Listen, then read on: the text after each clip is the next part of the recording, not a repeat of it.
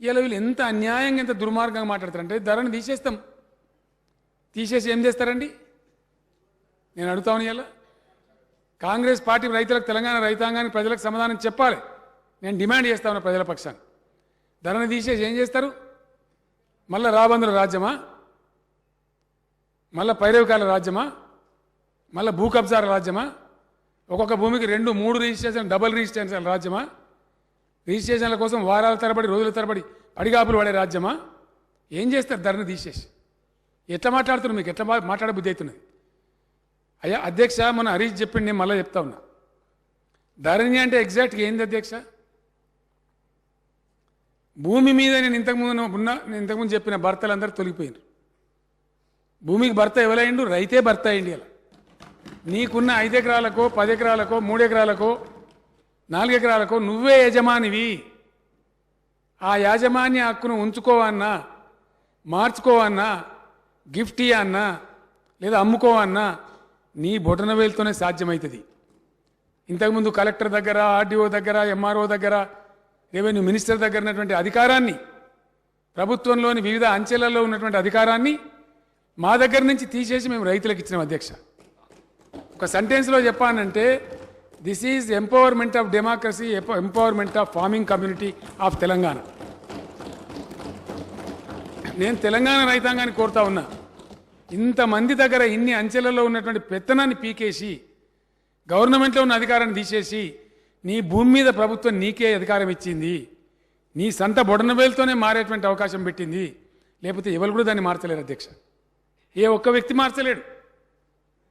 BRO లేడు, ఉన్న గిరిదావర్ కానీ, ఎంఆర్ఓ కానీ, ఆర్డీఓ కానీ, కలెక్టర్ కానీ, చివరికి రెవెన్యూ సెక్రటరీ కానీ, రెవెన్యూ మినిస్టర్ కానీ, చీఫ్ మినిస్టర్ కూడా మార్చే అధికారం లేదు. కేవలం రైతు బొడనవేలే మారుస్తుంది. ఆ అధికారం ఇవాళ నీ చేతుల్లో ఉంది. తెలంగాణ రైతన్నా నీ చేతిలో ఉంచుకుంటావా? ఈ దుర్మార్గ కాంగ్రెస్ ప్రచారానికి బలైతావా? నిర్ణయం తీసుకో. నేను రైతులకే వదిలేస్తున్నా. ఇట్లా మాట్లాడి, ఇంత కష్టపడి, ఇంత మంచి సిస్టమ్ తెచ్చినట్టు మాకు పిండం పెడతామని మాట్లాడతారు అధ్యక్ష. ఎవరికి పిండం పెట్టానో ఈ ఎన్నికల్లో ప్రజలు నిర్ణయించాలి. మంచి చెడును ప్రజలు తేల్చుకోవాలి అధ్యక్ష. అధ్యక్ష, ఇది చెప్పుకుంటూ చాలా ఉంది. నిన్న ఇవాళ శాసనసభలో మా ప్రభుత్వం ప్రవేశపెట్టిన శ్వేతపత్రాలు, ఒకటి ఆర్థిక శాఖకు సంబంధించిన విషయం నిన్న పూర్తి స్థాయిలో ప్రభుత్వం వాస్తవాలను వివరించే ప్రయత్నం చేసింది. సరే, ప్రతిపక్షంగా వాళ్ళు తమ తప్పిదాలను కప్పిపుచ్చుకోవడానికి ఎదురుదాడి చేసినామని అనుకుంటున్నారు. ఆ ఎదురుదాడి రాష్ట్రానికి ఎంత నష్టం తెచ్చిపెడుతుందో ఇప్పటికి కూడా వాళ్ళు అర్థం చేసుకోలేదు, మారలేదు. ఈరోజు కూడా మా ఉప ముఖ్యమంత్రి గారు తెలంగాణ రాష్ట్ర ఇంధన శాఖ శ్వేతపత్రాన్ని ఈ సభలో ప్రవేశపెట్టి సభ్యులందరితో చర్చ చేసి తెలంగాణ రాకంటే ముందు ఉన్న పరిస్థితి, తెలంగాణ రాష్ట్రం వచ్చిన తర్వాత గత ప్రభుత్వం 9.5 సంవత్సరాలలో తీసుకున్న నిర్ణయాలు, ఆ నిర్ణయాల వల్ల వచ్చిన ఫలితాలను, దుష్ఫలితాలను సభ ముందు పెట్టడం ద్వారా, ఎందుకంటే ఏ రోజు కూడా 9.5 సంవత్సరాలలో ఆనాటి ప్రభుత్వం వాస్తవాలను సభ ముందు పెట్టడానికి కానీ, చర్చించడానికి కానీ ముందుకు రాలే. ఈరోజు ఎందుకు ఈ వాస్తవాలన్నింటినీ ముందలు పెడుతున్నాము? ఒక మనిషి ఆసుపత్రికి వెళ్ళి హెల్త్ చెకప్ చేసుకుంటే, ఎక్స్రే నుంచి స్కానింగ్ వరకు అన్ని రిపోర్ట్లు తీసుకుంటేనే, బ్లడ్ టెస్ట్ కానీ అన్ని టెస్టులు చేయించుకుంటే, హెల్త్ చెకప్ చేయించుకుంటే ఆ వ్యక్తిలో ఉన్న బలాలు బలహీనతలు అన్నీ తెలిస్తే డాక్టర్గా వారికి వైద్యం అందించడం సులభం అవుతుందని చెప్పి హెల్త్ చెకప్ చేస్తాం. అట్లానే ఈరోజు విద్యుత్ శాఖను పూర్తి స్థాయిలో స్కానింగ్ చేసి వాస్తవాలను వారు ముందల పెట్టి, వారు తప్పులు జరిగిన వాటిని అర్థం చేసుకొని, అవగాహన లోపం వల్ల జరిగిందా, ఉద్దేశపూర్వకంగా జరిగిందా, ఇవన్నీ ఒక చర్చలో బయటకు వస్తాయి. కాకపోతే వాస్తవాలను ఒప్పుకొని హుందాగా 10 సంవత్సరాలు అనుభవం ఉంది మాకని పదే పదే చెప్తారు. ఆ అనుభవాన్ని ఇప్పుడైనా తెలంగాణ రాష్ట్రంలో విద్యుత్ సరఫరాలో విద్యుత్ ఉత్పత్తిలో సామర్థ్యాన్ని పెంచుకోవడానికి వారు ఉపయోగించుంటే బాగుండేది. నేను సూటిగా 3 అంశాలను ప్రస్తావించదలుచుకున్నా. మాజీ మంత్రి జగదీశ్వర్ రెడ్డి గారు ప్రభుత్వానికే సవాల్ విసిరిండ్రు, మీరు విచారణకు ఆదేశించండి, మేము సిద్ధంగా ఉన్నామని. నేను వారిని మనస్ఫూర్తిగా స్వాగతిస్తున్నా. 3 అంశాల మీద ఈ ప్రభుత్వము పూర్తి స్థాయిలో విచారణకు ఆదేశిస్తాము. జ్యుడిషియల్ ఎంక్వైరీ చేయడానికి ప్రభుత్వం సిద్ధంగా ఉంది. వారే కోరుకున్నప్పుడు వాస్తవాలను సభ ముందు పెట్టిన తర్వాత మాజీ మంత్రి గారు ఏదైతే జ్యుడిషియల్ ఎంక్వైరీ కోరుకున్నారో తప్పకుండా తమరి అనుమతి ద్వారా సభలోనే నేను ప్రకటన చేస్తున్నా.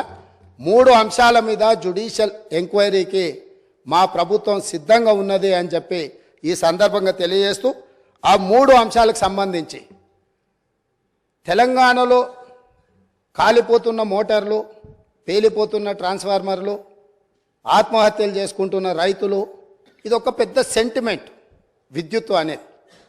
ఈ ప్రజల యొక్క సెంటిమెంటును ఏ రకంగా గత ప్రభుత్వము ఆర్థిక ప్రయోజనాల కోసము వినియోగించుకున్నదో ఈ అంశాలు ఈరోజు బయటికి రావాల్సి ఉన్నది. అందులో భాగంగానే ఛత్తీస్గఢ్ ఒప్పందం. మన రాష్ట్రంలో విద్యుత్తు ఉత్పత్తి సరిపోవడం లేదు, అత్యవసరంగా మన అవసరాలు తీర్చాల్సిన అవసరం ఉన్నది.